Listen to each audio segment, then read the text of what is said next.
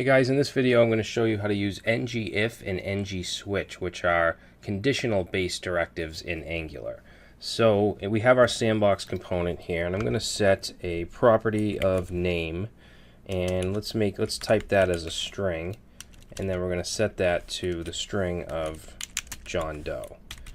Alright, and then up here let's change world to we'll use some string interpolation, and we'll put in name just like that, so we should get hello John Doe.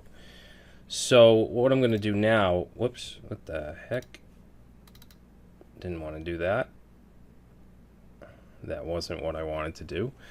Alright, so I'm going to create another property here, and we're going to call this one show name, and we're going to set this to a Boolean type, and we're going to set it to true for now. And then up here, let's break this onto separate lines. Alright. And then I want to basically just put an ngIf around this name value. So let's put a span, and we'll do star ngIf, and then we're going to set that to show name. Alright. And then we'll put the ending span over here. So let's see what happens if we save. We're going to see no difference because show name is set to true. But if we go and we set this to false and we save, now we're just going to get hello. This is not going to show because it's wrapped in a span that has an ngIf, which is saying if this is actually something. If this is true, then we'll show this. But we set it to false. Now in many cases you'll want kind of an else. So if show name, show it. If not, then show something else. So there's a few ways to do it. One way would be to just we'll just copy this, and we'll set this to ngIf, and then just put an exclamation in front of show name, which means if not this. Alright, so if not that, then let's just change this to, we'll just say world. So now if we save that, we get hello world. And if we change show name back to true and save it, we're going to get hello John Doe. See how that works?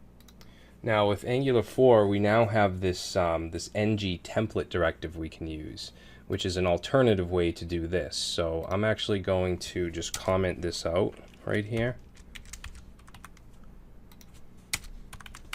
Okay, so now that's commented out, and let's copy this. So we're saying span ngIf show name, and then we just want to put a semicolon right here, and we're going to say else then no name. Alright, and what this is doing is it's saying if else, then we want to show an ng template with the ID of no name, okay, which we're going to put directly underneath here. So we're going to do ng-template, and then we're going to give that an ID by just putting a number sign here of no name. Alright, we'll end that with ng-template, and then whatever we put in here is going to show if there is no name, so we'll just put in world. Alright, and then if we go ahead and we save that, we're going to get hello John Doe. If I say false for a show name, now we get hello world. Okay, so this is just an alternative way of doing this. And you can have as many ng templates as you want, as long as they have different IDs. Now we also have a shorthand syntax that we can use. So let's go under this, and let's put in, we'll put in a paragraph tag here.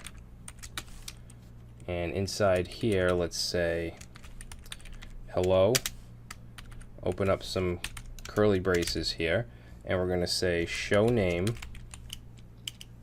and then we're going to put a question mark. This is a ternary operator, and then name, colon, and then world. So let me just show you what's going on here. Basically the same thing that's going on up here.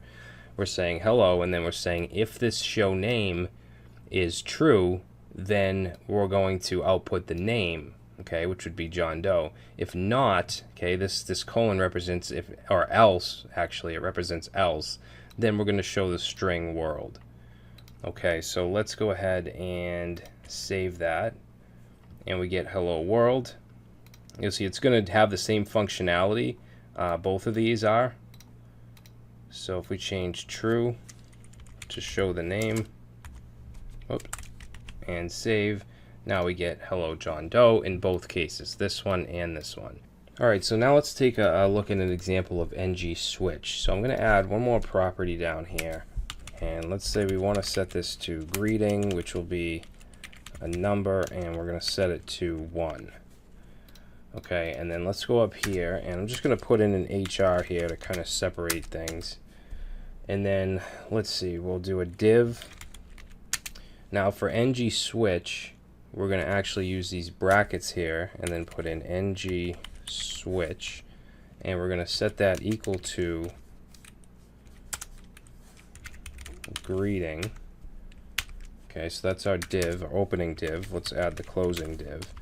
And then in here we can add ngSwitch cases. So we'll put a div here, and we're going to use the star or the asterisk and say ngSwitch case.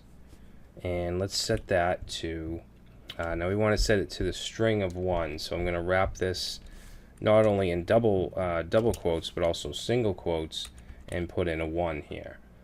Alright, and then we're just going to,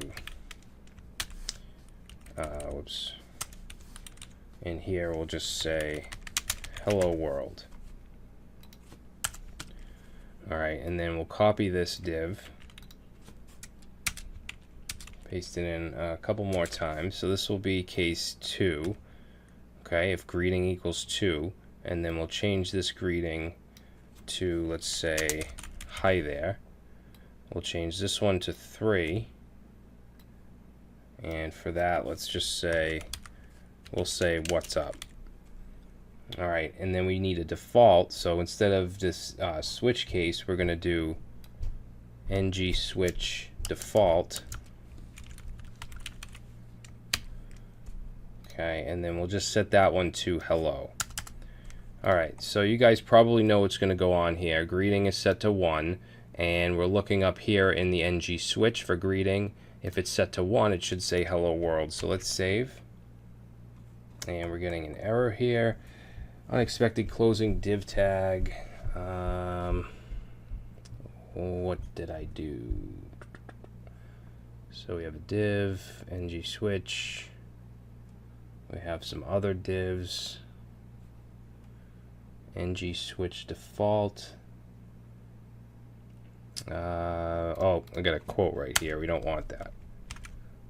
There we go. So now you can see we're getting hello world. If I were to change this to 2, we're going to get hi there. If I were to change it to 3, we get what's up. And if I were to change it to anything else, let's say 88, save, and we get hello because that's the default. Okay, if it doesn't match any of these, then it's going to fire off this one. That's how a switch in general works, no matter what programming language you're using. Alright, so hopefully that kind of clears things up with conditionals. In the next video, we're going to take a look at property binding.